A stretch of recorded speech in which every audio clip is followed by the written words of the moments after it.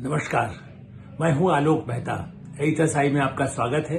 हमारा अनुरोध है कि HSI देखें, लाइक करें, सब्सक्राइब करें, मित्रों को, ग्रुप्स को फॉरवर्ड करें और उनसे भी आग्रह करें कि वे भी सब्सक्राइब करें ताकि अधिकाधिक लोगों तक हमारी बात पहुंच सके।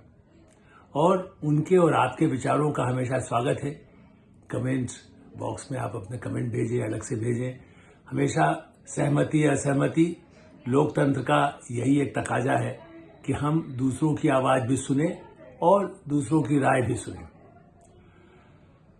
महाराष्ट्र और झारखंड का चुनाव देश के चुनाव का एक महत्वपूर्ण पहलू है। एक तरफ आदिवासी बहुल और दूसरी तरफ संपन्नतम शहर कहना चाहिए कि दुनिया में न्यूयॉर्क का मुकाबला करने वाला मुंबई शहर, मुंबई। और महाराष्ट्र और सबसे बड़ा मुद्दा क्या बना हुआ है? मुस्लिम वोट। ओवैसी साहब भी पहुंच रहे हैं। उनको साउथ में तो ज्यादा कुछ मिला नहीं, यहां भी चाहते हैं, बिहार में भी कोशिश किया। तो खाली जिसको कह सकते हैं कि अपनी उपस्थिति या पूरे उसके अधिकार कि हम हैं इसके नेता।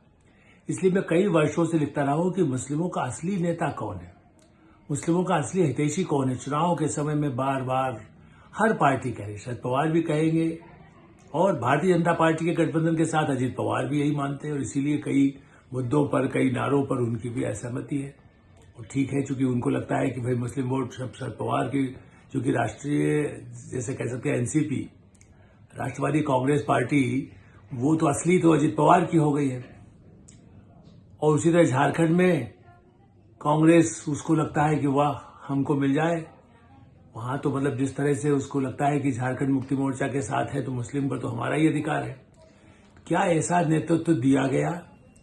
महाराष्ट्र में AR अंतुले के बाद कोई ऐसा नेता मुस्लिम का वहां पर आया क्या? और अंतुले भी कितने विवादों में फंस गए, इस्तीफा भी उनको देना पड़ा, पार्टी में ही कलह बहुत ज्यादा हुई। यही शरद पवार उनके खिलाफ भी मोर्चा खोले थे। हितैषी यदि हैं तो क्या ये हितैषी इसको कहेंगे आप, जो जिस तरह से अपनी ही पार्टी के लोगों को, नेताओं को, मुस्लिम नेताओं को नीचा दिखाते रहे, वो उनके हैं ताकि कोई नेतृत्व तो न उभरे, उनके हितों की बात न हो। उनके उस क्षेत्र में जहां मुस्लिम बहुल इलाके हैं वहां का विकास देखिए। जब उनकी सरकार रही शरद पवार, तो कितनी बार मुख्यमंत्री सत्ता में रहे, केंद्र में रहे। क्यों उनके उस इलाकों में, चाहे वो, अब वो कहने को तो सतारा महाराष्ट्र मतलब बिल्कुल शिवाजी के हम ही उत्तराधिकारी है। ये सही है कि यशवंतराव चौहान, जिनसे मेरी मुलाकात 71-72 में हुई, वो ही इनके जिसे कह सकते हैं संरक्षक थे, इन्होंने उनको गुरु मानते थे। लेकिन उसके बाद तो ये चौहान की कौन माने, वसंतदादा पाटिल की कौन माने, वो तो अपना ही एक क्षेत्र मराठा नेता।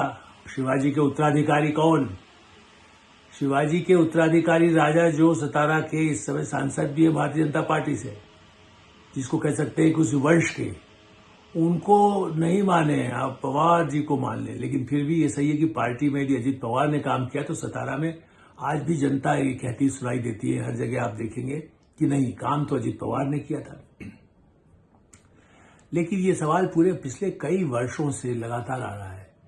किसी ने मुस्लिम नेता को उस तरह से, जो उनके हितों का, और मुस्लिम नेता खुद भी नहीं बने जिन्होंने उनको ध्यान रख करके किया। भारतीय जनता पार्टी तो अभी आई, जिसको कहना चाहिए कि भाई 10 साल से नरेंद्र मोदी जी हैं, आप कहते हैं उनकी थ्योरी तो यही साफ है कि हम मुस्लिमों का हित संरक्षण करते हैं, लेकिन उसको वोट बैंक की तरह इस्तेमाल नहीं कर सकते।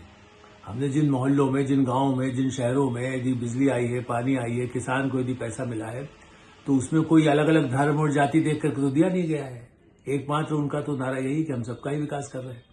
मकान भी दिए गए हैं तो मुस्लिम परिवारों को मिले, इसलिए महिलाओं को तलाकशुदा यदि जिनका उससे उनको उससे बची है, या आयुष्मान भारत का कार्ड से यदि किसी महिलाओं को, पुरुषों को, बच्चों को फायदा हुआ है, तो वो मुस्लिम समुदाय के भी हैं।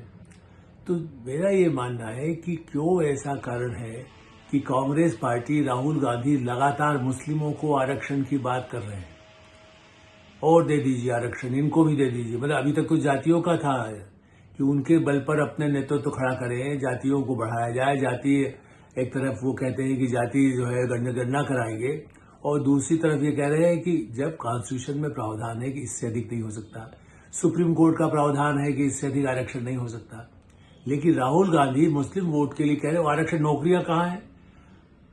श्रीमान राजीव गांधी ने कंप्यूटरीकरण जो किया, उस आधुनिकीकरण होता चला गया है। लोगों की संख्या में एआई भी आ गया है, एलन मस्क तो वहां पर सरकार तय कर रहे हैं।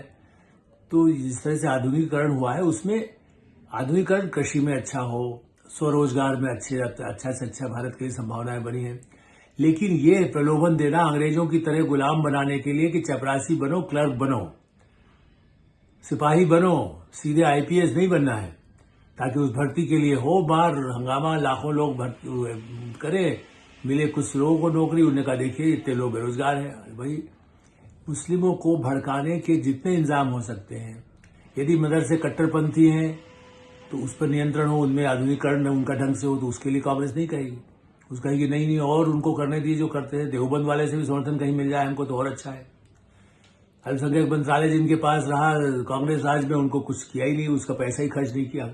जो खर्च किया, मतलब मैं नहीं कहूँ नहीं किया, मतलब बजट बच जाता था साल में, कोई सही लोगों को मिल सके यही नहीं। जितने बड़े फाउंडेशन बनाए, रिकॉर्ड है उसके। ऐसी स्थिति में मुस्लिम नेता मुस्लिम के हितों को क्या।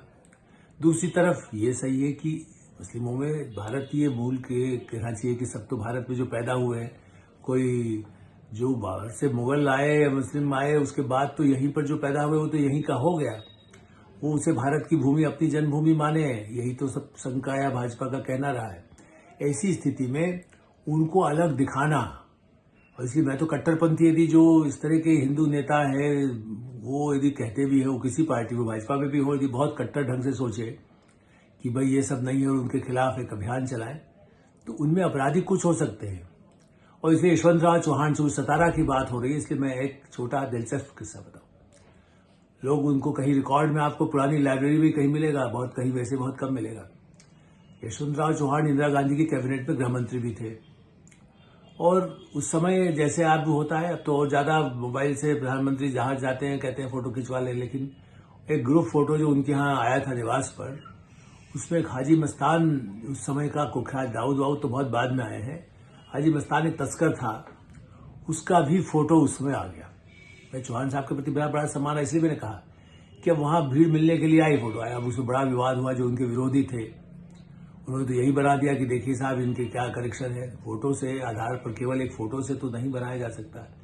अब तो खैर एआई से किसी के साथ किसी का फोटो जोड़ दीजिए, आवाज जोड़ दीजिए, गृह मंत्री, प्रधानमंत्री या किसी विपक्ष के नेता सोनिया गांधी, राहुल गांधी के नाम पर एआई बना करके कुछ भी आप चला दीजिए, वो खतरा अलग है। लेकिन पहले तो बाकायदा ऐसा फोटो होने से। लेकिन हाँ, जब मुंबई बम कांड के कई आरोप या कई कमीशन जांच आयोगों में जो नाम आता है कि हाँ भाई शरद पवार के साथ उनके संबंध थे, शरद पवार का प्रोटेक्शन रहा, मतलब चाहे अपराध में नहीं शामिल हो, लेकिन यदि उनकी सरकारों के समय में यदि उसको उनको प्रश्रय मिला ऐसे अपराधी गिरोहों को, चाहे वो मुंबई हो, चाहे वो उत्तर प्रदेश, लखनऊ हो, बनारस हो, इलाहाबाद हो, या पटना हो, पूर्णिया हो, जो अपराधी जिनकी पृष्ठभूमि है, उनको जिन नेताओं ने प्रश्रय दिया, और साउथ में भी है, ऐसा नहीं है, अब कर्नाटक में भी तो यही है। मुस्लिम आरक्षण के नाम पर केरल में इसी नंबर तो लड़ी रहे, इस पर तो मैं बराबर कर रहा हूं कि वहां तो जमात इस्लाम का भी समर्थन राहुल गांधी, प्रियंका गांधी ने ले लिया। तो मुस्लिम का नेता आप नहीं बना सके, एक इतनी बड़ी राष्ट्र पार्टी है 1.5 साल वाली, और वो ये नहीं कर पा रही है कि हमारे पास एक मुस्लिम नेता हो, जब अभी आप उनके हितों की संरक्षण करते हैं। और भाजपा का कहना है कि ठीक है हमारे यहाँ क्रिश्चियन भी है, जिसमें जिस इलाके में जो वोट, जिसको जो जनता का ज्यादा समर्थन होगा वो आएगा, उसको ले लेते हैं। यहाँ तो रहे हैं, ऐसा नहीं है कि नहीं रहे, शाहनवाज हुसैन थे, मुख्तार अब्बास नकवी भी रहे हैं, इससे पहले सिकंदर बख्श, सबसे पहले सत्ता में जब जनता पार्टी आई तो सिकंदर बख्श भी थे, आरिफ बेग भी थे। तो कोई उनके साथ ही नहीं, जनता में यदि भोपाल से जीत के आए और उनको बना लिया गया मंत्री तो कोई बुरी बात नहीं थी। लेकिन यदि कोई कहीं से ऐसी जगह जीतता है उसके बाद भाजपा के साथ नहीं, चूंकि वहां वोटों का समीकरण नहीं बनता, और कांग्रेस ने, कम्युनिस्ट पार्टियों ने, समाजवादी पार्टी ने, मायावती जी की बहुजन समाज पार्टी ने, या जिस तरह से ओवैसी की पार्टी अपना आ जाती है, उन सब लोगों ने मुस्लिम नेता को, किसी को एक को उभरने नहीं दिया, केवल ये कहा कि हम ही आपकी जान बचा सकते हैं, खतरा आपको इनसे। और ये रिकॉर्ड है, आप ये बताएं, मैंने चूंकि कही है कि इतने वर्षों से, मैंने 5 दशकों से पत्रकारिता में हूं, और मैंने गुजरात के दंगों, भागलपुर के दंगों, इन सब पर कितनी बड़ी बड़ी रिपोर्ट लिखी, छापी है। ऐसी स्थिति में, लेकिन पिछले 10 वर्षों में कोई दंगा नहीं हुआ। 2002 के बाद गुजरात में कोई दंगा नहीं हुआ, वो भी पहले से जो कुछ आज भी उसकी रिपोर्ट है कि कैसे षड्यंत्र था, कैसे रेल में आग लगाई गई, उसके बाद गोधरा कांड हुआ, फिर दंगे हुए। ऐसी स्थिति में लेकिन पिछले 20 वर्षों में यदि दंगे नहीं हुए हैं तो उसका श्रेय भी तो मिलना चाहिए कि दंगे करा करके समर्थन नहीं जुटाए। मुझे याद है पटना में ये स्थिति होती थी कि कहते थे साहब कल दंगा होगा, 2 लोगों से अधिक नहीं मरे, इस तरह का भी पूरा इंतजाम है। चुनाव से पहले ऐसी घटनाएं भी हुई। तो ये इसका मतलब है कि कुछ प्रायोजित होता है, कुछ भड़काया जाता है, कुछ अपराधी समूहों को, तस्करों को, विदेशी जिनको फंडिंग है, या कहीं एक समय में अब तो उन सब देशों से भारत सरकार के भी अच्छे संबंध है, लेकिन पहले तो ये था कि तेल वहां के उनको भी लगता था भारत में भी इस्लाम के नाम पर कहीं हो सकता है, तो पाकिस्तान उन्हीं लोगों से पैसा लेकर के भारत में पहुंचा जाता था। जम्मू कश्मीर का यही तो हुआ। जिस तरह से फॉरेन फंडिंग विदेशी एजेंसियां ने किया, उससे मुस्लिम समुदाय के युवाओं को भड़काना, उनको गलत रास्ते पर ले जाना। और आज भी मैं कहूंगा कि इतनी बड़ी संख्या में 20 करोड़ है, तो आप कोई सहानुभूति उनकी माफियाओं से थोड़ी है। वो तो जीवन यहीं पर जीते हैं, सबके साथ काम करते हैं, सरकार में है, सेना में है, विज्ञान के संस्थानों में है, विश्वविद्यालयों में है, चिकित्सालयों में है, डॉक्टर्स हैं। ऐसी स्थिति में ये जो एक धारणा बनाई जाती है, हम ये पार्टी हिंदू की है, हम मुस्लिमों का हम ही संरक्षण करेंगे। मुस्लिम वोट बैंक के लिए इन चुनावों में जहां मासूम भले लोग भी हैं, जहां धार्मिक मान्यताओं वाले लोग हैं, उन्हें भड़काने की कोशिश, चाहे उपचुनाव हो या विधानसभाओं के चुनाव झारखंड और महाराष्ट्र हो, मुस्लिम नेता तैयार नहीं किए गए। और दूसरे नेता जो हैं, हम ये नहीं कह रहे कि अजित पवार नहीं हो सकते, अजित पवार हो सकते हैं, शरद पवार, लेकिन यदि वो आरक्षण की बात जो राहुल गांधी करते हैं या और उनकी पार्टी के सहयोगी करते हैं, केजरीवाल करते हो, तो कितने नेताओं को उन्होंने आगे बढ़ाया पिछले वर्षों के दौरान, रिकॉर्ड देख लीजिए। वहां तो मराठा भी पृथ्वीराज चौहान को भी सतारा में नहीं बढ़ने दिया गया। राहुल गांधी जी आपकी पार्टी थे, जो उनका परिवार का पुराना गढ़ माना जाता था। शरद पवार को पैरेलल यदि राजीव गांधी के समय में तैयार किया गया पृथ्वीराज चौहान को काउंटर करने के लिए, इंदिरा गांधी के समय से उनकी मां रही राजनीति में भी, और ऐसी स्थिति में उनको तो नहीं किया गया। तो इसका मतलब है कि आपकी पार्टी चाहती नहीं है, वो केवल राहुल गांधी को ही माने, प्रियंका गांधी को माने, उसके बाद उनके पुत्र को माने कि वही मुस्लिमों का संरक्षण कर सकेंगे। ये जो धारणा है, या देखिए, जबकि अखिलेश यादव ने तो फिर भी पैतरा बदला है। मुलायम सिंह यादव जी को भी मौलाना मुलायम कहा जाता था, लेकिन अखिलेश यादव ने इस बार चुनाव के टिकट बंटवारे में कांग्रेस की भी नहीं सुनी और कई जातियों के लोगों को भी दे दिया। जो ऐसे जिनकी अपराधी पृष्ठभूमि थी उनको थोड़ा पीछे किया, कुछ रखा। वो अलग बात है कि वो कितना कांग्रेस के साथ रहने से अखिलेश जी को कितना फायदा मिलेगा नहीं मिलेगा, आने वाला समय बताएगा। लेकिन समाजवादी पार्टी, बहुजन समाज पार्टी में जब जब ऐसे माफिया या जिनकी अपराधी के गंभीर आरोप थे, उन्हें सांसद या विधायक भी बनाया गया, तो उसका नुकसान अंततोगत्वा समाज में उनके वोट, दूसरे जो लोग हैं, जो गरीब लोग हैं, सामान्य लोग हैं, उनका वोट भी मिलने धीरे धीरे कम होता चला गया। उसी का नुकसान इन पार्टियों को हुआ है। कांग्रेस को भी इसी का नुकसान हुआ। कांग्रेस को तो पिछले वर्षों के दौरान बिल्कुल मुस्लिम ने अलग कर दिया था। इस समय उनको मौका मिला है, बार बार ऐसा भड़काऊ चीजें हों, उन्हें तो सूट करता है कि भाजपा से भी ज्यादा कट्टरपंथी विचार सामने आए उनके पक्ष के नाम पर, उसको झगड़े को विवादों में बनाया जाए और उसके अंत में अंततोगत्वा उसका फायदा ये उठाया जाए कि कांग्रेस ही मुस्लिमों की हितकारी है। तो आप इतिहास उठा के देख लें, पिछले 75 वर्षों में कितने मुस्लिम नेताओं को कांग्रेस ने आने दिया। आप उनको छोड़ दें, मौलाना आजाद, रफी अहमद किदवई, नूरुल हसन तक। उसके बाद देखिए पिछले 50-60 वर्षों में जो स्थिति हुई, आजादी के बाद जो पुराने नेता थे उनको मतलब कहा जाएगा उनका कितनी देर वो क्या कर सकते थे, लेकिन उसके बाद कोई नेतृत्व न उभरा, न उन्होंने मुस्लिमों के हितों की रक्षा के लिए, कल्याण के लिए बहुत कुछ काम किया। सबके लिए काम हो, उसमें मुस्लिमों का भी हित हो, समान शिक्षा मिले, समान स्वास्थ्य की सुविधा मिले, समान पानी मिले, समान बिजली मिले, समान उनकी योजनाओं का उनको लाभ मिल सके। यही एक लक्ष्य से अल्पसंख्यकों का, मुस्लिमों का, सिखों का, बौद्ध का, जैनों का, हिंदू मतलब बहुसंख्यक हो चाहे क्रिश्चियंस हो, सबको उसका लाभ मिल सके। यही लोकतंत्र में और सत्ता की सबसे बड़ी ताकत यही हो सकती है। एटरसाई में हम यही विराम देते हैं। आप एटरसाई देखते रहें, लाइक करें, सब्सक्राइब करें, मित्रों को, ग्रुप्स को फॉरवर्ड करें और उनसे भी आग्रह करें कि वो इसे सब्सक्राइब करें और आपकी उनकी राय भी हमें अवश्य अवगत कराएं। धन्यवाद, नमस्कार।